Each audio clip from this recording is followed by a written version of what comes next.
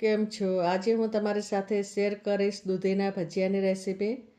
દૂધીના ભજીયા એકદમ સરસ બને છે અને શરીર માટે પણ એકદમ હેલ્ધી અને ગુણકારી છે. તો આપણે આજે શાક ના ભાવતું હોય તો આ ભજીયા એકદમ સરસ બને છે. અને આવી રીતે આપણે દૂધીની ઘણી બધી રેસીપી બનાવતા હોઈએ છીએ, પણ આ એક અલગ જ રેસીપી છે અને તમે એક વખત બનાવશો તો બીજી વખત પણ બનાવવાનું મન થાય તેવી આ રેસીપી છે.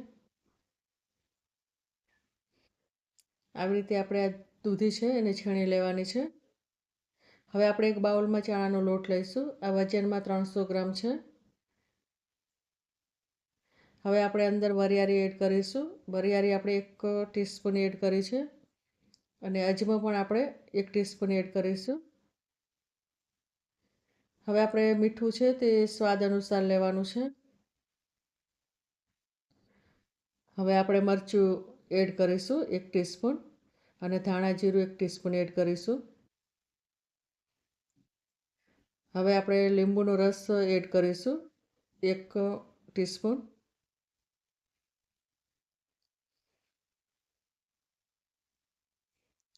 અને આ દળેલી ખાંડ છે તેને આપણે 2 ટીસ્પૂન એડ કરવાની છે અને તેલ આપણે 3 ટીસ્પૂન એડ કરવાનું છે.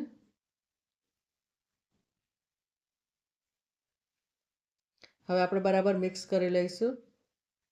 આવી રીતે બરાબર મિક્સ કરી અને પછી આપણે દૂધી જે છીણેલી છે એને આપણે મિક્સ કરીશું અંદર.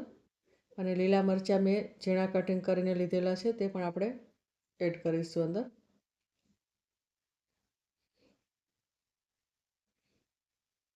આવી રીતે આપણે જે દૂધી છે તેના અંદર પણ પાણીનો ભાગ હોય છે, એટલે આપણે જરૂરિયાત મુજબ જ પાણી અંદર એડ કરવાનું છે. તો પહેલાં આપણે આ દૂધીથી બરાબર મિક્સ કરી લઈશું. આવી રીતે મિક્સ કરવાથી બધા મસાલા અને દૂધી બરાબર મિક્સ થઈ જાય છે અને પછી આપણે જરૂરિયાત મુજબ પાણી ઉમેરીશું અંદર.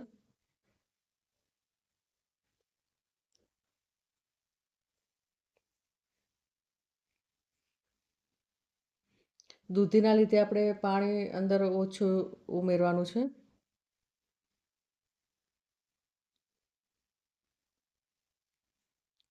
અને દૂધી શરીર માટે પણ બહુ હેલ્ધી છે, તો એનું પાણી પણ આપણે કાઢી નથી નાખવાનું. જે પાણી સાથે જ આપણે દૂધીનું છેણ આના અંદર ઉમેરવાનું છે.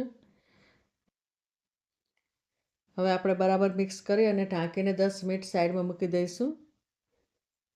હવે 10 મિનિટ પછી આપણે બરાબર મિક્સ કરી લઈશું અને બરાબર મિક્સ કરી અને પછી આપણે સોડા ઉમેરીશું અંદર.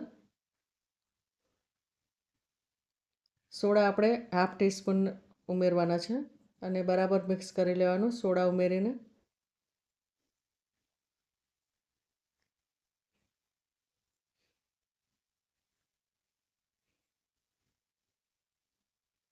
આવી રીતે આપણે ખીરું બનાવવાનું છે.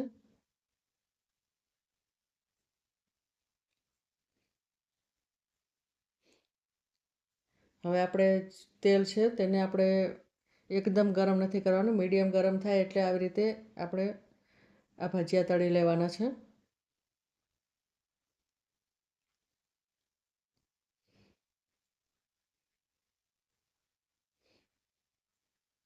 અને 6-7 મિનિટમાં તળાઈ જાય છે. આવી જ રીતે મારી ચેનલમાં અવનવી રેસીપી આપેલી છે, તો તમે જરૂરથી જોજો અને જે પણ રેસીપી તમને પસંદ આવે તો શેર જરૂરથી કરજો.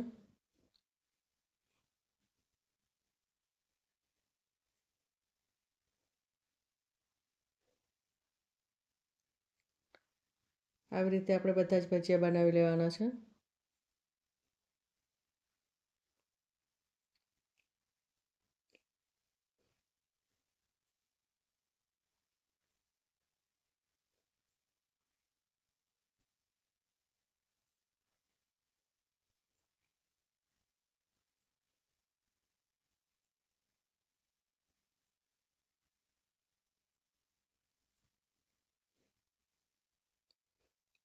હવે આપણે આવી રીતે પલટાવી લેવાના 2-3 મિનિટ પછી. અને હવે આપણા જે ભજીયા છે એ તળાઈ ગયા છે અને 7 મિનિટમાં તળાઈ જાય છે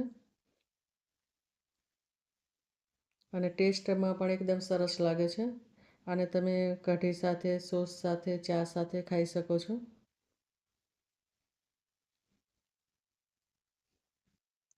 હું વિડીયોના એન્ડમાં તમને કટ કરીને પણ બતાવીશ. આ ભજીયા એકદમ સરસ બને છે અને એકદમ પોચા બને છે. અને આવી જ રીતે મારી ચેનલમાં ઘણી બધી રેસીપી આપેલી છે, તો તમે જરૂરથી જોજો અને જે પણ રેસીપી પસંદ આવે તો શેર કરવાનું ભૂલતા નહીં. અને આવી જ રીતે મારી રેસીપી જોવા માટે મારી ચેનલને નવા હોય તો સબસ્ક્રાઈબ જરૂરથી કરી લેજો. અને હવે મળીશું આપણે બીજી રેસીપીમાં. ત્યાં સુધી બાય.